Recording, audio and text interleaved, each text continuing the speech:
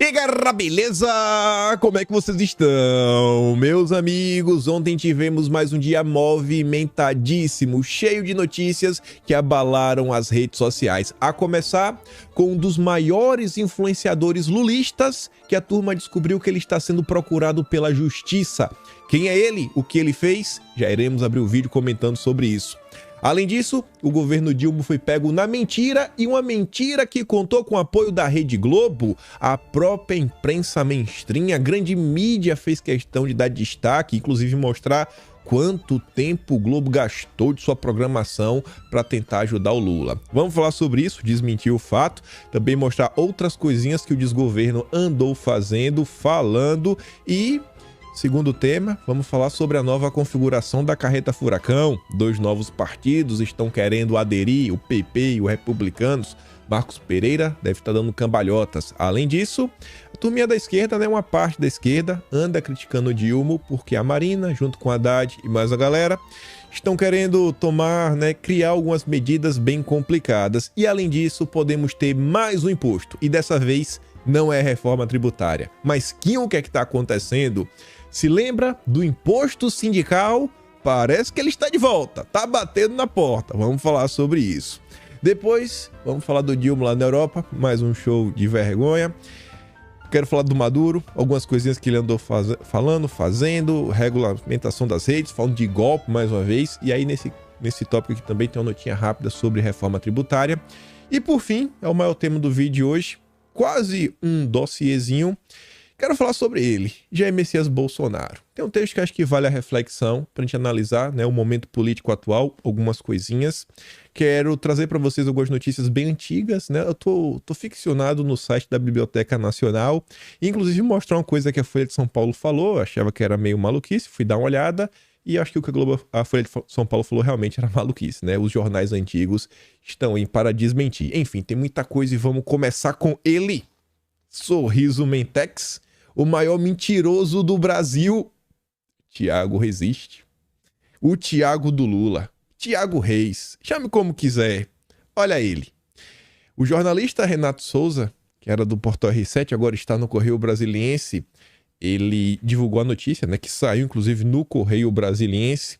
A informação já estava circulando nas redes sociais, inclusive o processo, a turma mostrando lá um print do CNJ, que comentava sobre o Thiaguinho, o Thiago do Lula, maior lulista do Brasil, um dos maiores pelo menos. E o Renato Souza fala o seguinte: influenciador Thiago Reis, conhecido como Thiago Resiste, é alvo de mandado de prisão em aberto. Prisão, gente, não é brincadeira não. A decretação ocorreu em um processo movido pelo pai, alegando insegurança alimentar. Rapaz, o bicho deixou o pai passando fome. Que menino é esse? Tinha que ser lulista. O influenciador afirma que o genitor o persegue e agrediu a mãe dele durante o relacionamento. Tá bom, Thiago é um dos nomes mais influentes da esquerda nas redes sociais e trabalhou ativamente em prol da eleição do presidente Lula durante as eleições. E aí? Você já pensou se este caso fosse alguém da direita, algum apoiador de Bolsonaro, o pai passando fome, mandado em aberto? É um fugitivo? E no mínimo eu queria chamar, se fosse de direita, mas como é da extrema esquerda, um lulista que trabalhou, como estou falando aqui, para o Lula ser eleito, eu acho que a Globo com certeza vai abafar o tema. A Globo vai abafar porque a Globo não pode deixar o Lula sofrer, mas de jeito nenhum. A Globo tá cada dia pior. A Globo News vai estar difícil até de ouvir a voz da turma lá. Mas vamos continuar. Ainda nesse âmbito da justiça, tem um tema que eu não tô comentando muita coisa, porque eu quero esperar, a finalização dele. Mas eu vi um comentário que eu falei, bicho, esse comentário, ele dispensa até qualquer tipo de reflexão. Não precisa nem explicar o que é. Porque quando vocês ouvirem a Raquel Landi falar, eu acho que ela foi muito feliz em sua colocação. E eu acho que, na verdade, quando ela fala sobre esquerda, ela poderia ser um pouco mais precisa. Ela poderia citar o nome dos jornalistas da Rede Globo. Isso é uma narrativa da Rede Globo, não é da Rede Globo. Ela tinha que ser bem específica. E aí ia ser 10/10. Sem isso daí ficou nota 8. podia ser melhor se ela citasse nominalmente os jornalistas da Globo que estão levantando essa bandeira. Mas vamos ouvir o que ela tem a falar. Existe uma visão meio que está circulando muito, principalmente nos meios mais de esquerda, que é o seguinte: você precisa fazer uma punição exemplar para dar um exemplo para a extrema-direita de que você não pode atacar ministros do Supremo Tribunal Federal.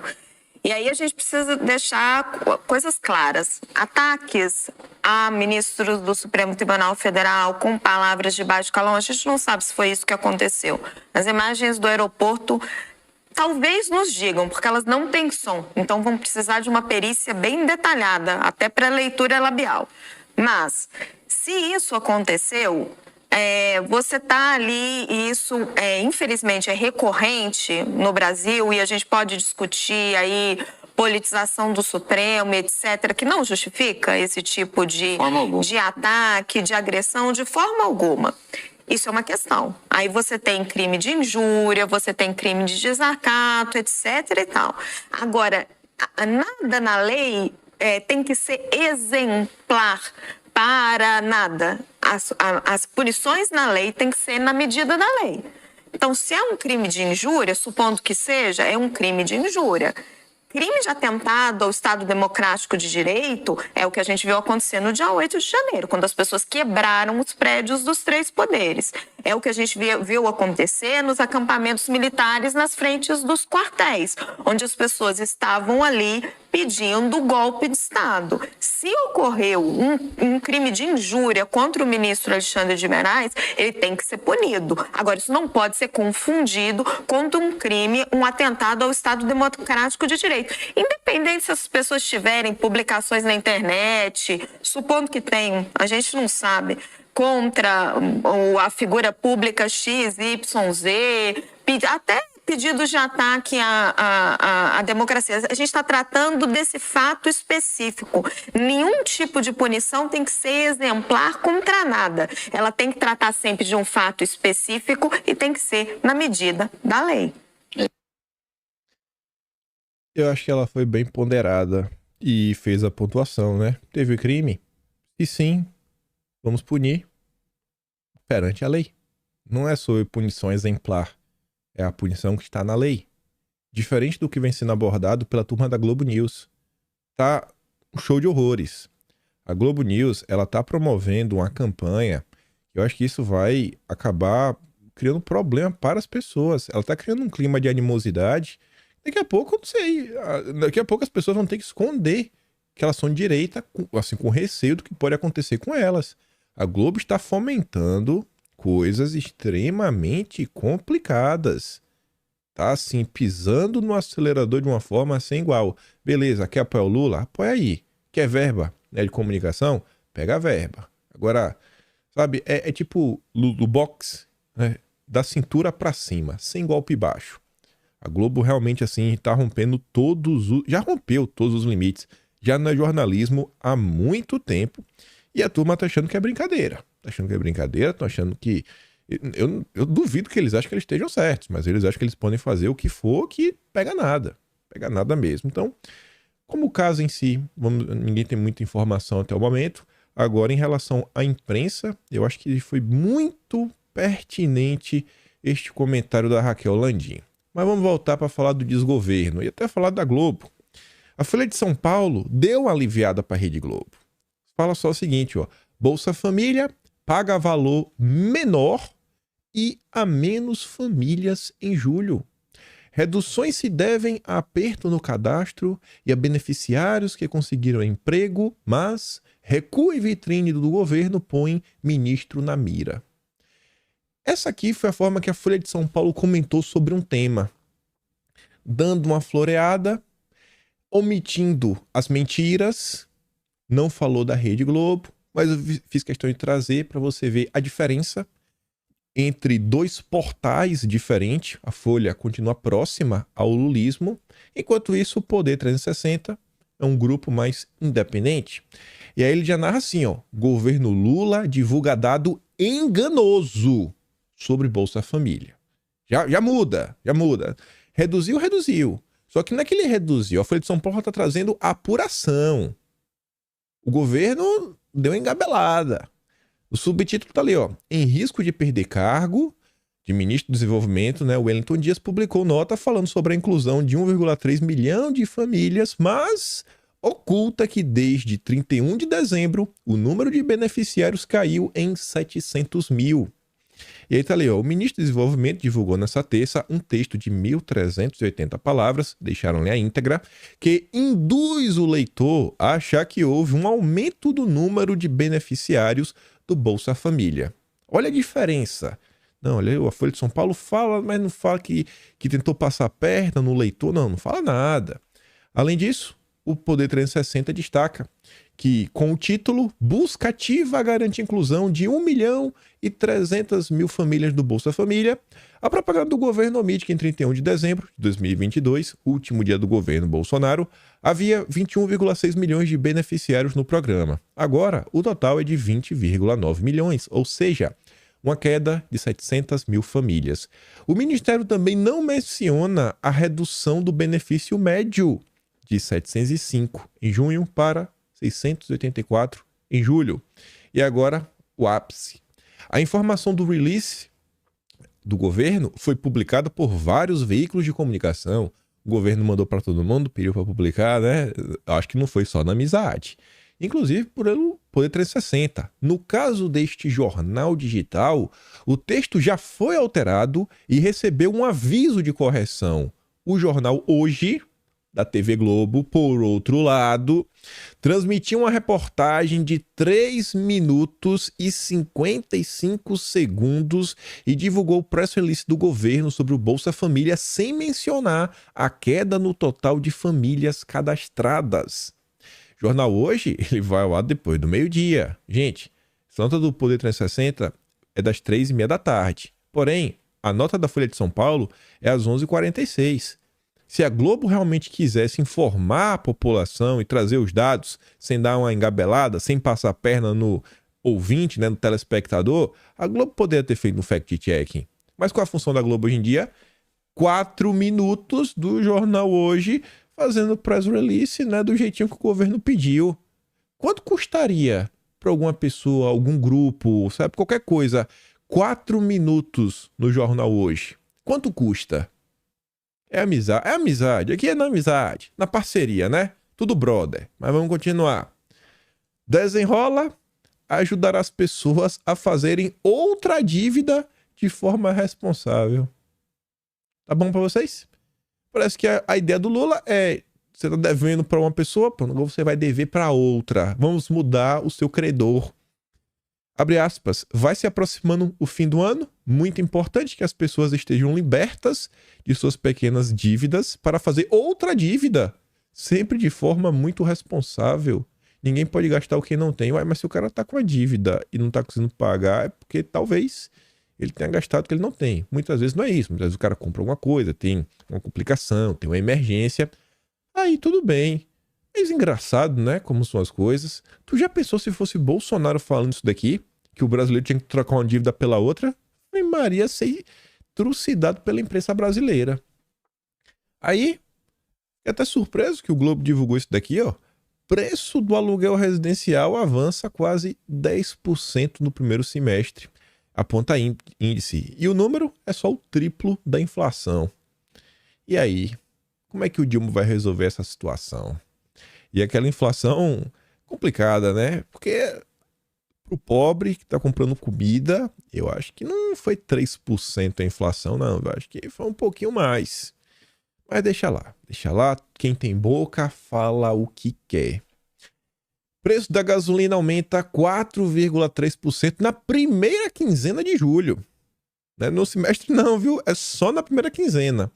Litro do combustível foi comercializado em uma média de R$ 5,79 no período. Tem locais que está acima de R$ 7,00. Tem gente colocando vídeo na internet. É o governo do amor, né? O L de Love. E aí, fazendo uma ponte com o próximo tema, enquanto a gasolina está subindo e não para de subir, mesmo com o preço do petróleo muito mais baixo do que estava lá atrás, mesmo com o governo falando que iria acabar com o PPI, mas o governo voltou a cobrar imposto, né? Precisa aumentar a arrecadação. Qual a preocupação? Qual a preocupação deles? Além de arrecadar imposto, grupo de ministros, incluindo o Haddad e Alckmin, se reúne para discutir plano para combustíveis sustentáveis. O plano não é o desenvolvimento do Brasil, é o plano, vamos salvar o planeta, Mãe Gaia. Aí tá ali, ó, a expectativa é de que o texto trate de questões como porcentagem de etanol na gasolina, diesel verde, olha só, diesel verde. Eles vão querer te convencer que existe diesel verde. É sério isso? Tá, meu. Incentivos à produção do combustível sustentável de aviação, além de regras para estocagem de carbono, entre outros pontos. E essa brincadeirinha do carbono, ela tá vindo. Tá vindo para valer. E a gente vai falar um pouquinho sobre isso também da turma da Carreta Furacão. A começar, não precisa nem entrar no texto propriamente dito, porque ele tá falando aqui coisas que vocês possivelmente já ouviram o Aldo Rebelo falar em algum momento, ou alguém falar sobre isso. Ele tá dando destaque o seguinte, ó. Marina Silva e o IBAMA continuam dando crédito ao Greenpeace e atrasam o desenvolvimento da margem equatorial do Brasil. Tá falando da questão da exploração do petróleo na foz do Amazonas, que a Guiana Francesa tá explorando, mas o Brasil não pode, por causa de um estudo que é controverso. Existem professores de universidade que falam que não tem o coral, mas o estudo do Greenpeace diz que tem, e o IBAMA da Marina, que não serve aos interesses nacionais, isso deveria estar claro para todo mundo, está do lado do Greenpeace. E está lá o do Rebelo reclamando, junto com algumas pessoas da esquerda. Mas faz o L, né? Mas vamos continuar. Acabamos de falar do carbono, plano da galera, combustível sustentável, enquanto outros países só estão aumentando a sua capacidade energética. Veja como são as coisas. A Europa pegou termoelétrica de carvão para falar que é energia verde em alguns locais.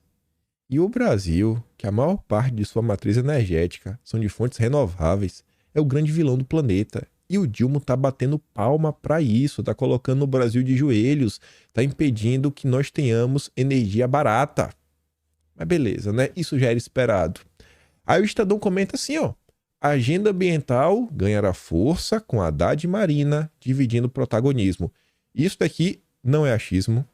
Isso daqui, inclusive, já vem sendo dito nos últimos meses. Trouxemos algumas notas, medidas que já tiveram todo o trâmite que precisa de construção de texto, etc, tudo mais. Que às vezes só faltou um decreto, uma portaria, uma regulamentação parte do governo. Várias já estavam programadas para sair do papel agora no segundo semestre, como, por exemplo, a emissão de títulos da dívida ligados a indicadores ESG. A esquerda que tanto falava da dívida externa, agora vamos ter dívida ESG. Vai ficar pior do que já era. Além disso, a regulamentação do mercado de carbono, mas não se sabe muito como é que vai fazer, se vai ser uma coisinha aqui mais pontual, se vão realmente ir para cima com um projeto de lei. E aí, o Estadão fala assim, ó, a aprovação da reforma tributária, como esperado, deu mais confiança para o Dilma para investir em outros temas prioritários. Um dos assuntos que ganhará importância é a agenda ecológica. Haddad assumirá as rédeas do plano de transição ecológica de Lula. A gente não tem energia. Mesmo sem ter, já está fazendo transição, sem ter. É isso aí. Algumas das medidas mais relevantes, como mercado regulado de carbono, né, crédito de carbono, e o plano de financiamento sustentável, só vai ter acesso a financiamento na força sustentável, serão capitaneadas por quadros do Ministério da Fazenda e não do Ministério do Meio Ambiente. Para muitas delas, haverá apoio do Congresso, assim como houve na reforma tributária, como resultado da maior urgência global por medidas de equilíbrio ambiental. Eu espero que esses temas eles entrem no radar dos nossos parlamentares, para não acontecer igual a reforma tributária, que a turma, quando sai o texto, fala, meu Deus, eu não sabia disso, eu não sabia que isso iria acontecer. Espero que os deputados estejam realmente, né, com um PDL na mão, porque o governo vinha, em termos de decreto, para tentar dar uma assustada, porque se deixar a Marina, o Haddad, outros membros do governo, de outros ministérios, não vou falar nem qual é para não ter problema, fazer o que eles estão querendo fazer, vai ser um Deus nos acuda. Aí continuando. Brasil 2023. Centrão está virando uma coisa positiva. Diz novo ministro do Turismo. Porque agora é Lula. Agora é Lula e agora o Centrão está com Lula. Então agora é do bem. Esse é o critério. Se você tá do lado do Lula, você é do bem.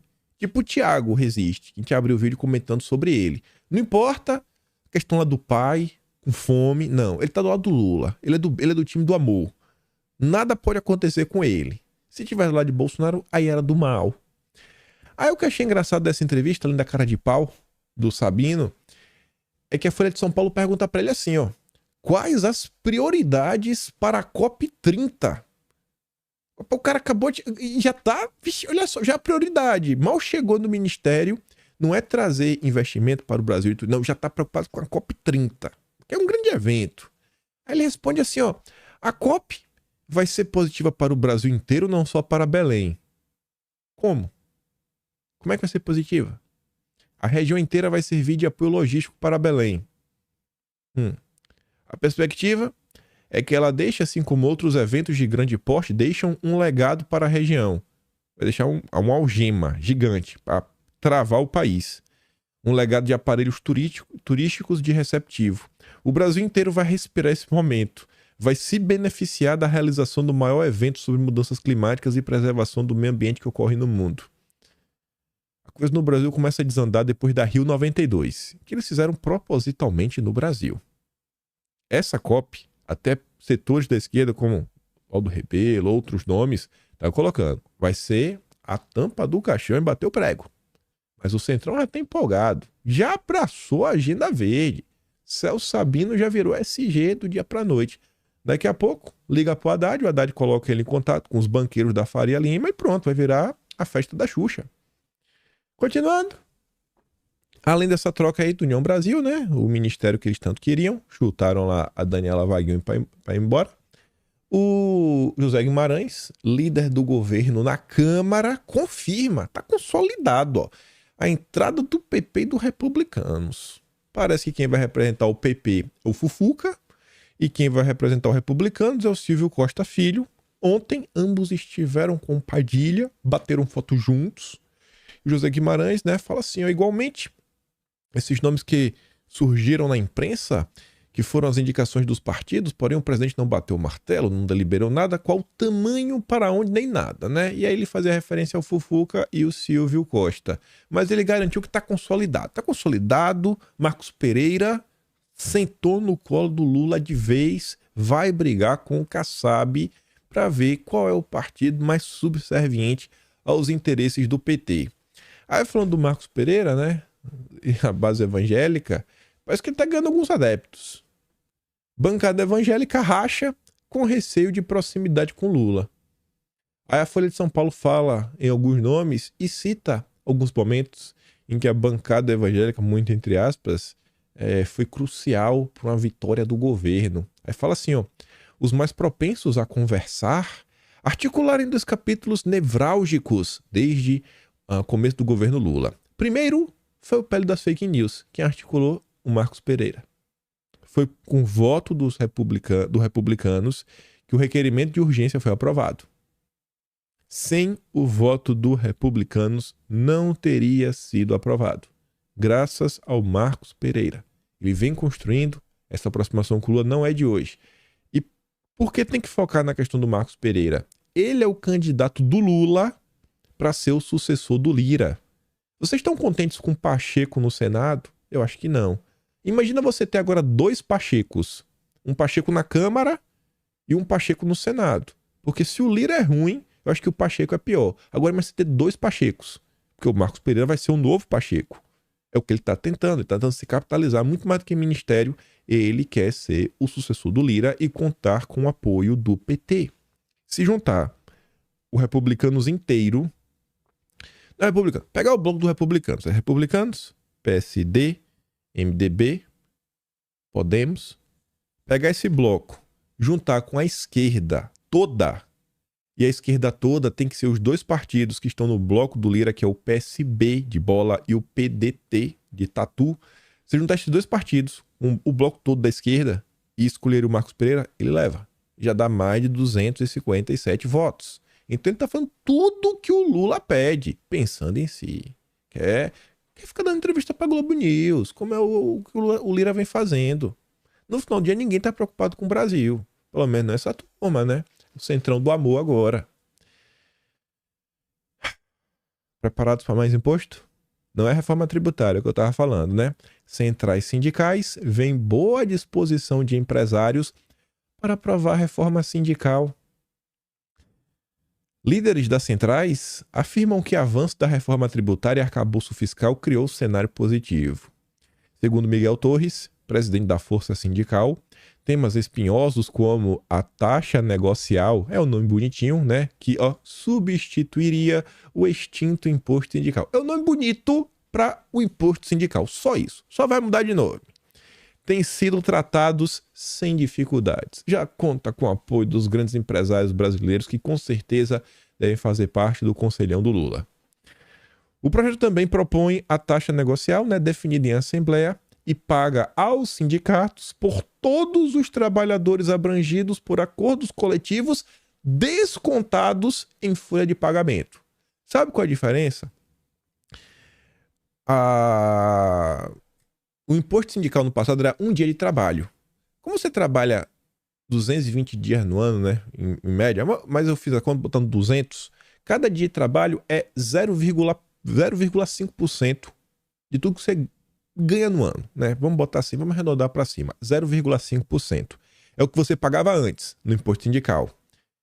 Nessa taxa negocial está se falando em 1%, ou seja, você pagar o dobro do que era o imposto sindical. O imposto sindical voltou dobrado. É o que eles estão discutindo. Tá bom para você? Eu acho que não. Mas a turma fez o L. É o L de love, de amor. Da picanha. E aí de quem reclamar. Quem reclamar é um extremista maluco. Não sabe fazer críticas. É quanto pior, melhor. É oposição por oposição. É o que a imprensa adora falar, né? Vamos falar do Dilma lá na Europa. Mais um pouquinho dele. Isso daqui tava no vídeo antes, falando não dá tempo. Quero comentar com um pouco mais de calma. Eu venho comentando já há algum tempo que eu acho que o Dilma, na hora que ele tiver que escolher entre o bloco ocidental e o bloco asiático, euroasiático, eu acho que ele vai ficar com o bloco do Biden, né? O Biden, do Macron, seus amigos europeus. E aí, na sua viagem na Europa, ele aproveitou que estava junto com essa nova esquerda progressista da América Latina, né? O Boric, o Petro, para bater um papo com Macron, os europeus, para tentar facilitar, né, quem sabe, as eleições lá na Venezuela, para ocorrer tudo bem, com aquela oposição controlada, que se alguém da oposição ganhar, é a oposição, né, é a direita da esquerda. É a direita da esquerda, né? O primo do Maduro, tipo isso.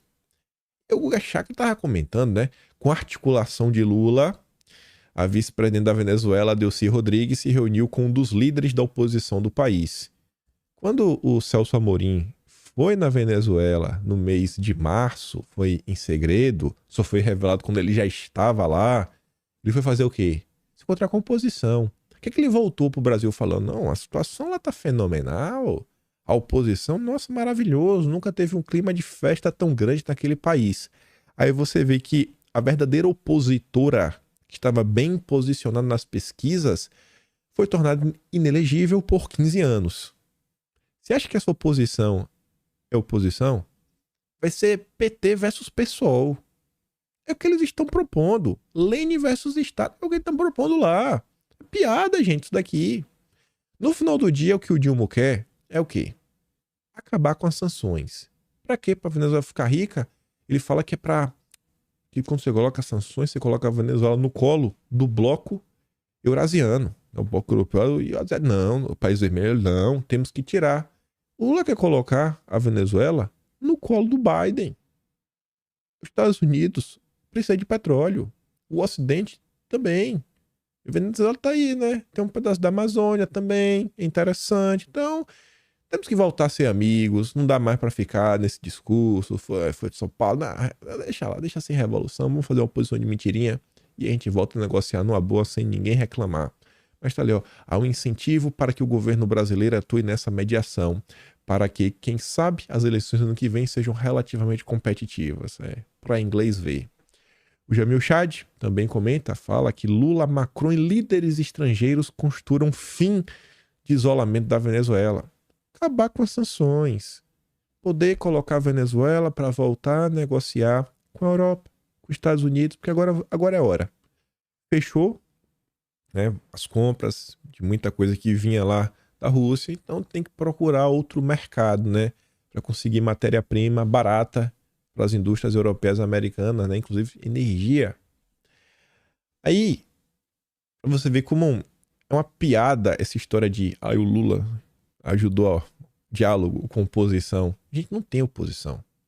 Esse Lourival Santana, ele é um analista de política internacional, pelo menos desde o início dos anos 2000. Início, eu digo, tipo assim, 2001, 2002.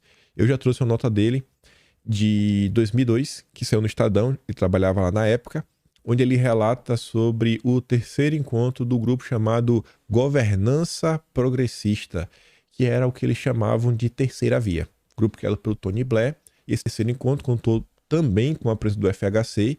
Ele narrava, também estava o Antônio Guterres, que se tornou o secretário-geral da ONU, né? Toda a turma junta e misturada. E aí o Lourival Santana, esse cara, é um progressista, terceira via, ele fala o óbvio. Pelo menos desde novembro de 2006, quando o Lula pediu votos para a reeleição do Hugo Chávez, durante a inauguração de uma ponte construída pelo Odebrecht sobre o rio Orinoco, a oposição venezuelana não o vê como um mediador isento. O Lula tem lado. O lado dele é o Maduro. É piada. Ele não quer, não é eleição limpa nada, ele só quer acabar as sanções. Pra quê? Pra poder voltar, né? A articulação, Estados Unidos, etc, tudo mais. Vamos continuar. O Dilma, que segue em sua defesa pela regulamentação das redes, ele falou sobre isso lá na Europa, a gente vai ouvir daqui a pouco. Só que pra você ver, né? O cara que tá preocupado com mentiras, com fake news, com desinformação, mais uma vez, foi falar de golpe. Eu acho que golpe é fake news. Porque teve um processo que seguiu o rito feito pelo Congresso, né, a Câmara, depois o Senado, validado pelo Judiciário brasileiro. Então, quando você fala que é um golpe, acho que é mentira. E a Veja relata, ó, em Bruxelas, Lula volta a chamar impeachment de Dilma de golpe. Primeiro é importante dizer para o povo brasileiro que havia 8 anos que essa reunião não acontecia. Por quê? Por irresponsabilidade do golpe. E depois, pelo que aconteceu depois de 2018. Foi o quê? Bolsonaro. Ou seja, né? Vocês estão vendo aí que tipo de reunião é que aconteceu. Estão vendo que tipo de reunião aconteceu, né? Uma reunião que só aconteceria se fosse com a Dilma ou com Lula. Que nem o Temer senta na reunião dessa. Nem o Temer sentaria na reunião que o Lula tava, né? Só a nata da esquerda latino-americana e europeia. Tem como sair algo de bom? Eu acho que não. Aí, esse cara que fala de golpe, tá falando de regulamentação das redes. Ai, vamos ouvir juntos. Cadê? É urgente regulamentarmos o uso das plataformas para combater ilícitos cibernéticos e a desinformação. O que é crime na vida real deve ser considerado crime no mundo digital. Aplicativos e plataformas não podem simplesmente abolir as leis trabalhistas pelas quais tantos lutamos. A precarização do trabalho precisa ser revertida. Além de regulamentar as redes, né, a censura do bem, ele ainda tá me falando sobre... Deixa eu ver que história é essa aqui. Ele ainda tá falando sobre questão do trabalho, né? Não, tem que rever. Com certeza ele tá falando dos aplicativos.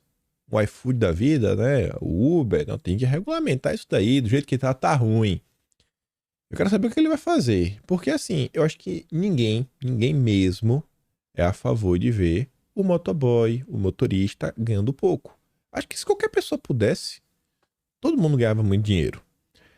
Só que assim, não, tem que ter isso, tem que ter aquilo outro, etc, tudo mais. Beleza, você coloca, mas tudo tem um custo. Você fala assim, não, a empresa tem que dar seguro pra todo mundo. Beleza, isso tem um custo. A empresa não pode também dar prejuízo, ela dá prejuízo, ela fecha, ela quebra. Então, se ela aumenta o custo, ela precisa ter algum tipo de lucro para continuar rodando, ela vai ter que repassar isso de alguma forma. Normalmente para quem? Para o consumidor final. Será que o consumidor final vai conseguir, né, amortizar isso daí, colocar no orçamento dele? Será que não vai começar a trocar? O cara que pegava Uber agora vai pegar o motoboy, o que pegava o motoboy vai comprar uma bicicleta, o que não tem dinheiro para bicicleta vai andando. E aí, às vezes, você tem uma queda na arrecadação dessas empresas. Então, é normal vindo do Lula. Mas é o discurso aí do grande estadista que fala de golpe, etc e tudo mais. É o que você não vai ver na Rede Globo. A Globo agora tá realmente numa jornada, numa inquisição contra a direita. É uma inquisição mesmo. Eles querem, nossa, uma fogueira, botar todo mundo junto, misturado e falar aí, pronto, agora o Brasil tá salvo. Ontem, um senhor chamado Xandico, ele sempre assiste o vídeo, sempre recorta, ele compartilhou e me marcou isso daqui. A gente tava comentando, né, sobre o Global Gateway. Tá falando pra vocês. No final do dia, é a nova Rota da Seda, versão europeia. Aí tá lá, fizeram uma postagem em português, é um perfil todo em inglês. Mas tá falando, ó, a Global Gateway é uma proposta positiva da União Europeia aos parceiros na América Latina. Ela mobiliza investimentos na infraestrutura regional para impulsionar o crescimento econômico e gerar empregos, enquanto promove a digitalização e combate às desigualdades, né? Impulsionando a mudança por meio da sustentabilidade. O Brasil não pode ter a Ferrogrão, mas pode ter a Ferro Europa, que vai ser a rodovia para tirar nossas riquezas, levar até o porto para vender mais barato para os nossos irmãos europeus, nossos colonizadores. Mais uma forma de neocolonialismo. E aqui o Dilma está batendo palma. E que vai se intensificar depois de assinar o acordo do Mercosul com a União Europeia. Que ele está falando, vai sair esse ano. Se depender dele, vai sair. Vamos prejudicar o Brasil, mas vai sair por quê? Porque a Globo vai falar que vai ser bom. Uma coisa que eu vi que não tem muita relação com essa viagem do Dilma na Europa, mas eu acho que chegará o dia que isso vai acontecer no Brasil e não sei, talvez seja até já momento até para os parlamentares já proporem algum tipo de lei nesse âmbito, né, que os bancos não podem discriminar os seus clientes no Brasil, né, o seu sistema de compliance não pode estar acima das leis, né, do país. Mas tá falando assim, ó, que um banco chamado Coates, ele fechou a conta do Nigel Farage porque ele não alinhava com seus valores. Ele é um comentarista político. E aí porque ele fala coisas que o banco não gosta, encerraram a conta dele. Vem aqui pegar seu dinheiro e vai embora. Agora tu já imaginou se todos os bancos fizerem isso? E aí como é que ele recebe dinheiro? Como é que ele recebe pagamento? Como é que ele compra alguma coisa? Não dá pra ver só dinheiro, né? Ainda mais no mundo que está caminhando cada vez mais para uma moeda digital dos bancos centrais. Que isso daqui ainda vai ser mais fácil de acontecer. Tá ali, ó, documentos obtidos pelo ex-líder da UKIP mostram que o Comitê de Risco Reputacional saiu dele depois de considerar suas opiniões sobre questões como o Brexit. Por ele se colocar a favor da agenda da soberania nacional da Inglaterra, né, o Reino Unido, vamos sair da União Europeia, ó, é um cara complicado. Não pode ter conta aqui no banco. Como assim ele é um soberanista? Como assim ele defende os interesses nacionais? Não é essa reputação que a gente quer. Olha o que está acontecendo, gente, ao redor do mundo. O Nigel Farage não é um desconhecido. Não é mesmo. Vocês já devem ter visto, acredite. Seja com algum parlamentar, seja alguém compartilhando o vídeo dele, é um senhorzinho, coisa lá. Cabelo meio castanho claro. Vocês já devem ter visto. São uns 50 e poucos anos. Que é o cara famoso. Olha o que está acontecendo ao redor do planeta. É essa turma que está querendo falar isso aqui, ó. Impulsionado pela mudança da sustentabilidade, né? O amor. Oh, meu Deus do céu. Amantes do meio ambiente, do planeta Terra. Na hora de lidar com o ser humano, olha a humanidade deles. Mas vamos continuar. Ontem eu vi essa postagem e eu não consegui achar mais. Esse perfil aqui, ó, o Ale Pavanelli, ele postou isso daqui. Eu vi porque o perfil da Elisa, a Elisa Bron, ela compartilhou isso daqui colando uma nota. Ela colou a nota ali de meados de maio, se eu não estou enganado, quando o ministro da Justiça e Segurança Pública resolveu acionar o Google na justiça por concorrência desleal, porque o Google estava fazendo propaganda contra o PL 2630. E não pode se envolver. Aí vocês estão vendo a CNI, Confederação Nacional da Indústria, patrocinando uma nota na Folha de São Paulo, que, menos mal dessa vez, a Folha de São Paulo destacou, né? Conteúdo patrocinado. Então não é uma matéria. Não é uma matéria.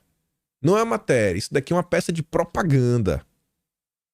Mas e aí, cadê agora a valentia da turma do governo? O Dilma quer regulamentar. Cadê, Dilma? Cadê? Cadê a mesma valentia que teve com a Google pra ter agora com a CNI? Cadê, irmão? A nota, o tweet não existe mais. A nota eu acho que ainda segue no ar, né? Do site lá. Mas o tweet desapareceu, apagaram. Além de manter o Simples Nacional, a reforma vai trazer facilidades para empresas, como a simplificação fiscal, por exemplo. Saiba mais. Por que apagaram esse tweet, hein? Rodei de cima até embaixo, não achei por nada. Mas tudo bem, né? Vamos continuar. Falando da reforma, sai um texto no Estadão do Fux, onde ele dá destaque a alguns pontos que deveriam ser óbvios, e eu vou fazer questão de ficar comentando sempre sobre a reforma tributária, porque, assim, né, não adianta você falar uma coisa um dia e não falar mais, todo mundo esquece. Porque as coisas no Brasil são... Não é no Brasil, no mundo é assim. O ser humano funciona dessa forma. Você tem que bater na tecla sempre. O cara ficar assim, o cara ficar letrado, o cara acordar, dormir, pensando na reforma tributária, que a população precisa discutir. Inclusive, aproveitei a participação ontem no Pânico, né, para levar aqueles 3 artigos, falar com outro público, outra bolha. Eu vejo que o Emílio guarda alguma coisa do que eu fico feliz, fico muito feliz. Aí eu falei, rapaz, de vez ou outra eu falo alguma coisa lá que é muito específico, aí eu vejo passar uns dias, aí tá lá o Emílio questionando alguém, eu falei, isso aí foi eu que falei, viu? Isso aí foi eu que falei, viu, Emílio? Tá me ouvindo? O velho, acho que ele tem uma consideração por mim, que até ontem coisado assim, rapaz, como é que o Emílio sabia que eu fiz lá a prova? Eu não postei isso em lugar nenhum. Eu só falei isso daí no history rápido no Instagram. Ele tem uma conta, né, fake, que ninguém sabe qual é. E eu falei no canal secundário. Aqui no canal meu não foi no momento, não falei nada na rede social, nem Twitter, nem nada. Eu falei, pô, vai gostar de mim, viu? Fico feliz. Eu tenho uma consideração pelo... Eu acho que vocês também, que deve ser de minha idade pra cima, vocês devem assistir na época o Pânico na Rede TV, né? É um negócio que guarda uma emoção boa, uma nostalgia da época de criança. Mas enfim, né? Falar do Pânico. Voltando para a reforma tributária. O Fux fala assim, ó. Passado o momento de catarse coletiva, porém, a ficha começou a cair. É sério, começou a cair, né? Acho que tem algum problema. Talvez a reforma aprovada de maneira acelerada pela Câmara, sob pressão do governo do Dilma, não seja a panaceia que se imaginava a princípio. É mesmo. Além da centralização da arrecadação nas mãos da União, da redução da autonomia da federação e da possibilidade dos estados cobrarem um imposto sobre exportação de produtos primários e semi-elaborados até 2043, pouco tempo, a reforma não definiu qual vai ser a alíquota do IVA, que é um grande problema. Por mais bizarro que possa parecer, é isso mesmo. A reforma tributária, aprovada pela Câmara, deixou os contribuintes no escuro sem ter a mais remota ideia de qual será a fatura que lhes caberá quando ela for regulamentada. Isso, possivelmente ano que vem, 2024, em algum momento, diante das previsões oficiais. Em outras palavras, a reforma apresenta um cheque em branco dos pagadores de impostos para o governo e poderá se tornar uma conta salgada se a discussão no Senado não sair do plano das ideias e mergulhar no mundo real. O que vocês acham que o Rodrigo Pacheco vai fazer junto com a turma do PT?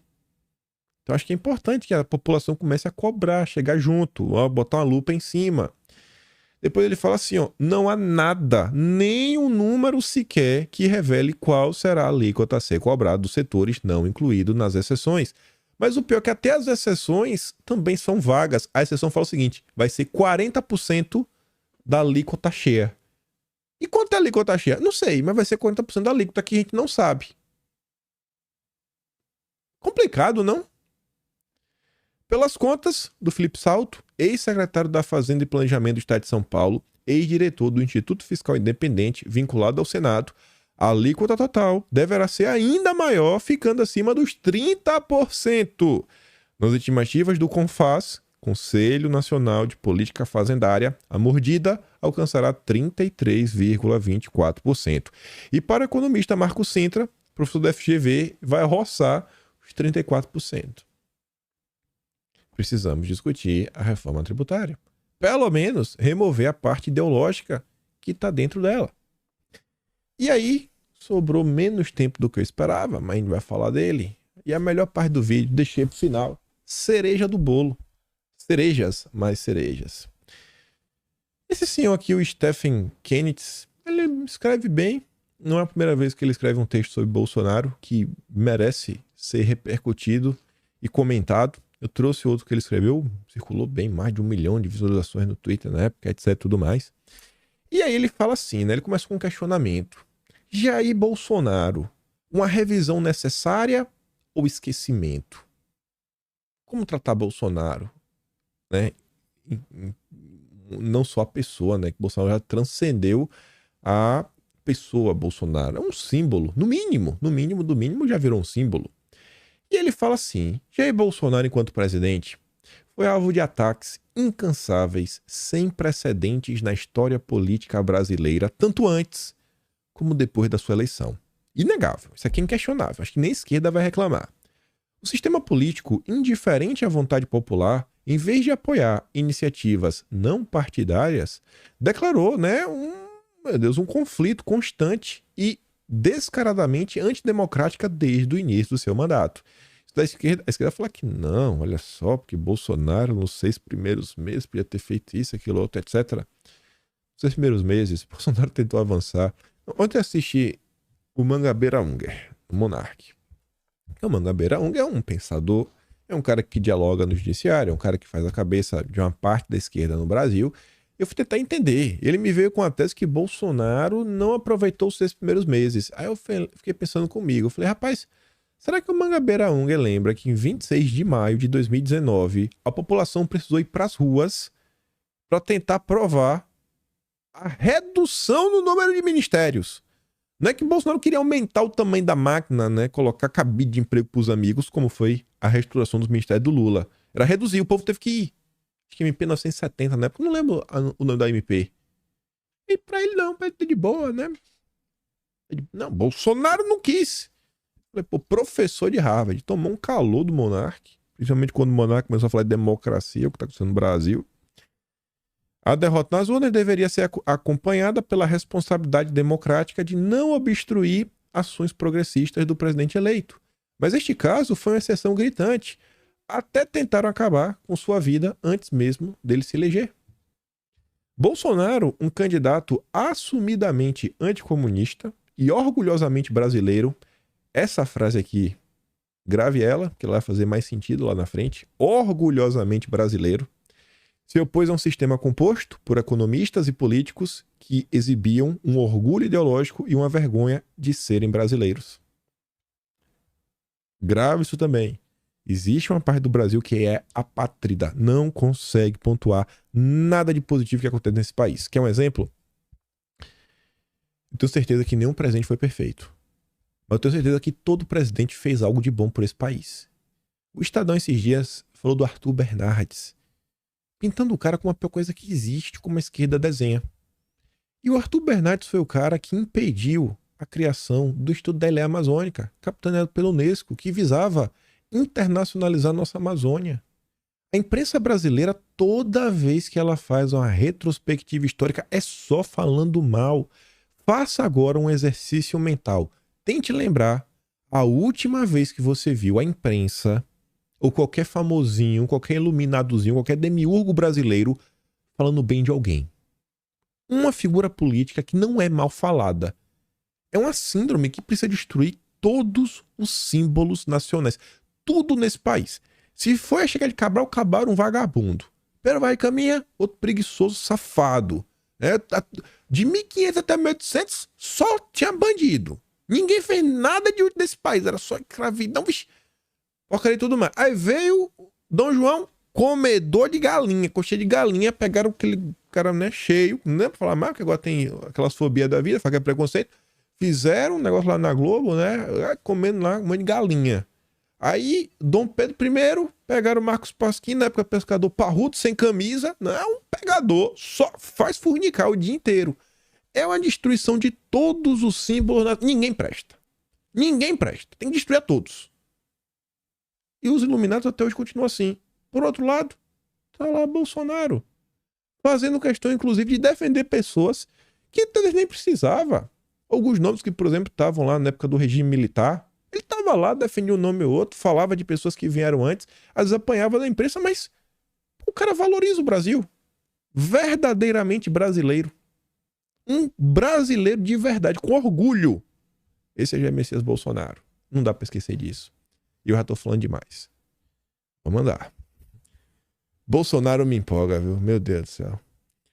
Qualquer eleitor brasileiro perceberia que Bolsonaro tinha um caminho íngreme para trilhar, a menos que contasse com o suporte maciço de liberais e progressistas, algo que não aconteceu. O foco dos intelectuais da mídia foi na crítica voraz às suas declarações, enquanto suas ações, muitas vezes desconhecidas do grande público, eram negligenciadas. A Globo gasta 4 minutos para fazer propaganda política, que acaba até sendo uma certa desinformação, para ajudar o Lula e seu ministro. A gente começou o vídeo falando sobre isso. Com Bolsonaro, nem as propostas positivas a turma queria divulgar. A mídia falhou em destacar seus êxitos. Não é que falhou, eles estão de propósito. Ao passo que suas gafes verbais e comentários politicamente controversos eram amplamente divulgados. Nas raras ocasiões em que uma reportagem favorável era produzida, ela sempre era seguida por um mas, a inflação caiu, mas, deflação, mas, Mira Leitão era mestre. Frente a isso, Bolsonaro reagiu sem muito sucesso. Ele enxergava tal comportamento como uma ameaça à democracia e enfrentou sozinho a mídia, criticado por ter feito isso por muitos até hoje. Bolsonaro cometeu, de fato, o erro de se expor excessivamente em entrevistas e lives para responder às acusações e destacar suas realizações. Esse dever deveria ter sido dos que votaram nele, da imprensa, de sua equipe de comunicação, da classe média, dos jornalistas, de seus eleitores, e não do próprio Bolsonaro, que não poderia falar bem de si. Isso cabe aos outros. E realmente teve muita gente que poderia ter dado uma contribuiçãozinha, até pessoas do próprio governo. Aproveitar que está num cargo, que a imprensa quer conversar, dar umas entrevistas, explicar umas coisinhas, né? E nos podcasts da vida.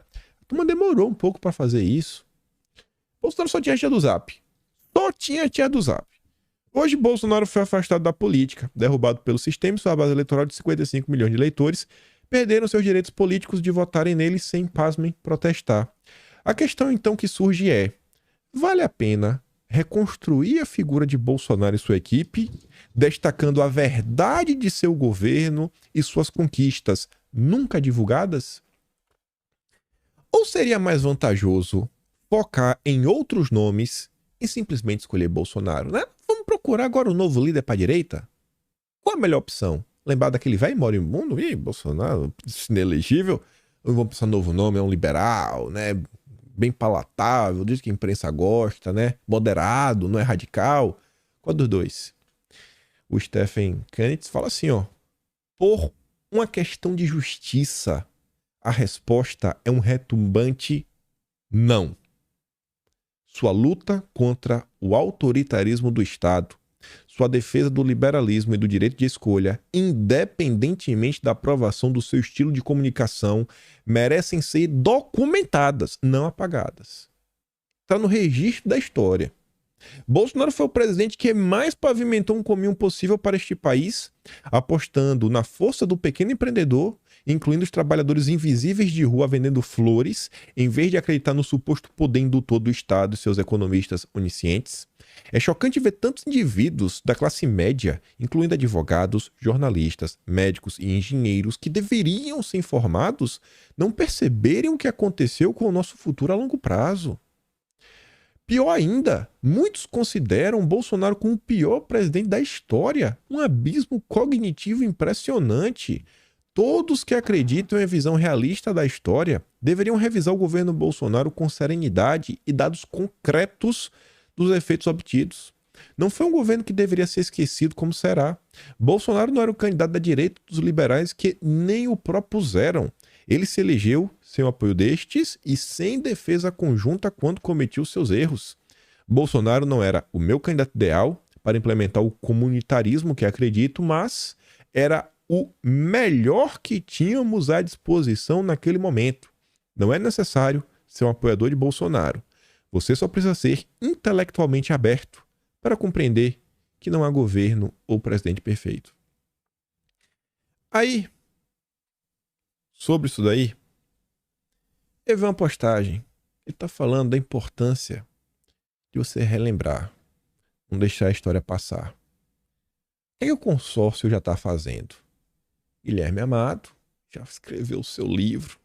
Se tornar especialista, tem que escrever um livro. Sem máscara. O governo Bolsonaro e aposta pelo caos. O Aslan fala assim, ó. Sabe o que vão ensinar nas escolas nos próximos 10 anos? Pois é. A história está sendo reescrita independente de qualquer fato. A única coisa que importa é a narrativa oficial da mídia mainstream. Olavo alertava há anos. Ela pauta todo o universo acadêmico e estudantil. E aí o nosso Jair, e aí que eu falei que aquela parte ali do amor à pátria ia fazer sentido, o velho Jair ontem postou um vídeo lá no Twitter dele, falando sobre o que já mudou, o que ia ficar, o que as pessoas redescobriram, que já estavam dentro dela, era latente. Primeira coisa que ele cita, o amor à pátria. Primeira, antes de tudo. Depois ele fala da família, amor à pátria. Primeira. Aqui você vê que ele não tá nem percebendo que estava sendo gravado. Estava em casa, escorado na parede, vai ter comido churrasco, vestido puxo, tomado Coca-Cola, aí depois não sabe porque tá doente, vai parar no hospital. Tava lá, falando com alguém. Primeira coisa, amor à pátria. No privado. Você vê que o cara ali realmente tentou incutir nas pessoas algumas ideias que estão acima de direita, esquerda, etc. e tudo mais. Coisas importantes. É construção do Brasil. Ontem eu tive no Pânico, mais uma vez, tive a oportunidade de comentar o que eu acho que nos espera, não só o Brasil, o mundo e tudo mais. E eu falei pro Emílio, o que eu venho observando ao redor de diversos países, inclusive no Brasil, temos aqui a figura de Bolsonaro que não para. Vem surgindo e vem crescendo movimentos que estão olhando para suas nações.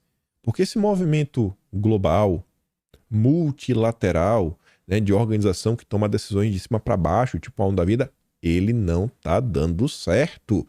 E as pessoas estão se questionando. O tal do multiculturalismo, no final do dia, é uma cultura única, é uma cultura autoritária, porque é todo mundo agora igual. Você sai na rua, todo mundo de calça jeans, um padrão. Sendo que, antigamente, na Ásia, cada país tinha uma roupa diferente, uma indumentária diferente, festas diferentes, comidas típicas diferentes. Agora, tá tudo igual. É hambúrguer pra tudo que é lado. Cadê as comidas? Não tem mais isso. Aquele almoço da avó, o jantar da avó não tem mais. Nem cozinhar, mas o povo quer aprender. E tá lá Bolsonaro falando amor à pátria. E aí, não vai dar pra comentar sobre o texto da Folha de São Paulo? Que aí tem mais coisa pra gente relembrar o passado. Ontem eu tava lendo, né, no passado, como foi a perseguição. Perseguição, um grupo lá na Alemanha, nos idos de 1930, 1940, você deve saber de quem se trata, né? Porque no Brasil, eu acho que a gente tá caminhando numa situação similar, né? Com o apoio da Rede Globo. E aí eu fui lendo um monte de coisa, pensando um monte de coisa, né?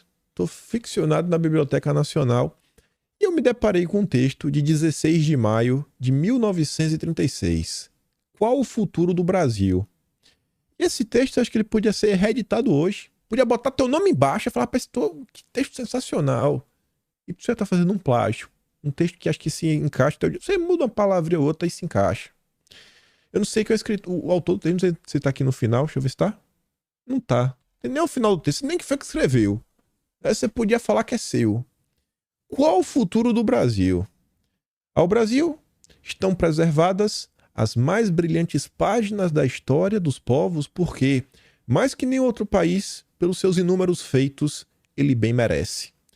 No concerto dos povos, já estamos cansados de presenciar os altos e baixos, quando não da fraqueza de seus dirigentes, pelo menos das diversas circunstâncias que a economia determina, que a política dirige, que a instrução exige. Os países europeus sofrem de surmenage, pensam e executam os planos das conquistas em pleno século XX, tramam batalhas ocultas, fundam doutrinas políticas para que possam, de alguma forma, mudar o rotinismo das monarquias e das repúblicas. O que foi isso daí? Foi o socialismo. Ele está se referindo ao socialismo. Ele está, você vê no texto, fundando ideias que só fazem romper, né, com esse tecido da sociedade que une as pessoas, seja república, seja monarquia, o que for, é destruir as nações, promover revoluções internas, estabelecem planos de comércio que são verdadeiras arapucas internacionais, pois o que favorecem na troca de dinheiro fica muito aquém do justo valor da mercadoria recebida. É o acordo União Europeia-Mercosul que o Dilma foi lá assinar. Estamos no mesmo padrão. Neste particular, sofre o Brasil, que vê sua exportação aumentada formidavelmente, enquanto também formidavelmente vê a conversão em libras muito inferior ao que em outra época se exportava. É exatamente o acordo Mercosul-União Europeia. País rico, ainda longe de ficar exausto com o contrabandeamento de suas riquezas. Biopirateria da Amazônia segue até hoje. Durante 4 séculos é o ponto de convergência dos olhares aguçados dos que lá fora sofrem da falta de muita coisa que possuímos e que mal sabemos aproveitar. Veja o caso da Amazônia. Não é possível que se faça um saque em nossa casa, porque esta aqui não é a Abissínia.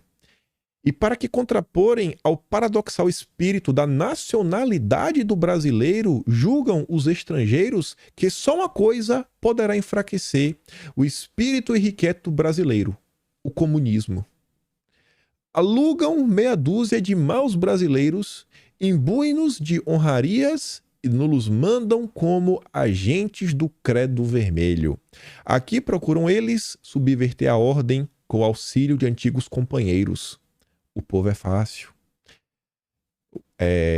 Presa, julgam eles, porque ele sofre, e dá-lhe-emos remédio, porque tem fome, e dá-lhe-emos pão, porque vivem massacrados por leis terríveis, instituições que não se coadunam com o espírito materialista do século XX, e dá-lhe-emos liberdade, porque o povo vive em sua pátria com direitos limitados, enquanto o estrangeiro vive à sombra das leis brasileiras, e então dá-lhe-emos terra.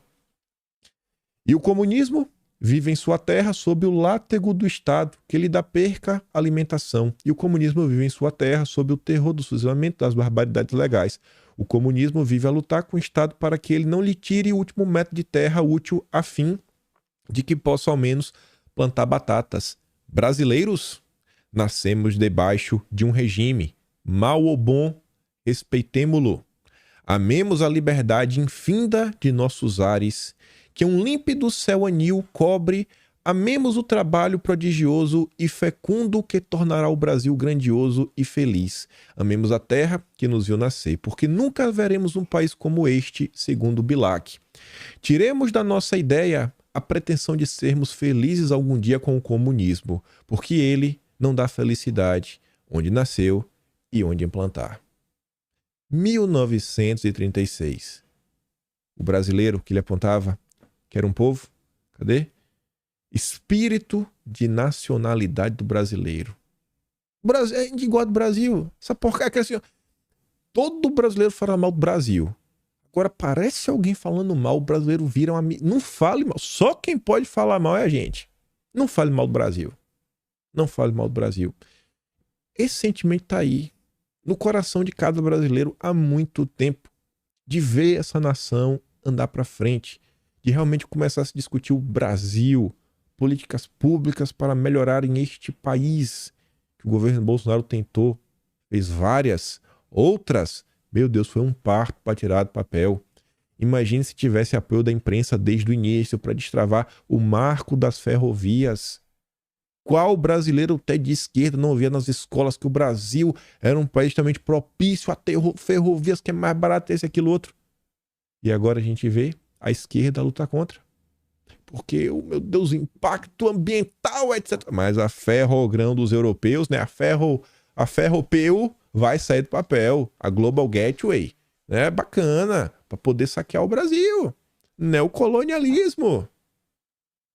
Acho que estamos num momento, diante de todas essas confusões,